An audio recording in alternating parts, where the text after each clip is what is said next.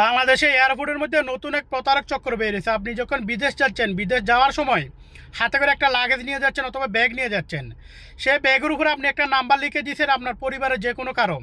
আপনি যখন এয়ারপোর্টে ঢুকবেন, প্রতারক চক্র সে নাম্বারটা সে কালেকশন করে নেবে। যখন আপনি বিমানে উঠে যাবেন, নেটওয়ার্কের বাইরে চলে যাবেন, সে প্রতারক কী করতেছে, ওই নাম্বারে কল দিচ্ছে আপনার পরিবারের কাছে।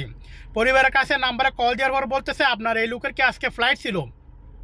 আপনার পরিবার বলে নিশ্চয় বলবে হ্যাঁ আজকে ফ্লাইট ছিল। তার তো এয়ারপোর্টের মধ্যে এরকম একটা সমস্যা হয়েছে, সে তো আর বিদেশ যাইতে পারবে না। এখন একটা কাজ আছে, একটা উপায় আছে, আপনি 30,000 টাকা পাঠান, আমরা বিষয়টা সমাধান করে দিচ্ছি, তাকে আমরা বিমানে উঠে দিচ্ছি।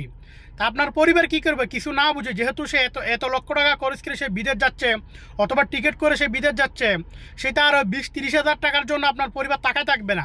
তারাও কিছু না বুঝে ও টাকাটা প্রতারক চক্রের অ্যাকাউন্টে পাঠাই দিচ্ছে।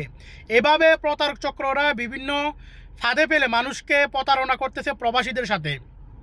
তাই অনুরোধ করবো, যারা আমার ভিডিওটি দেখতেছেন, আপনারা যদি বিদেশে আসার সময় কোনো লাগেজ যদি নিয়ে আসেন, বাংলাদেশে কোনো নাম্বার ওখানে আপনারা লাগেজে দিবেন না। প্রয়োজনে আপনার বিদেশে যে কোনো একটা আত্মীয় স্বজনের নাম্বার দিবেন, আপনার নাম্বার দিবেন, এরকম একটা নাম্বার দিয়ে দিবেন।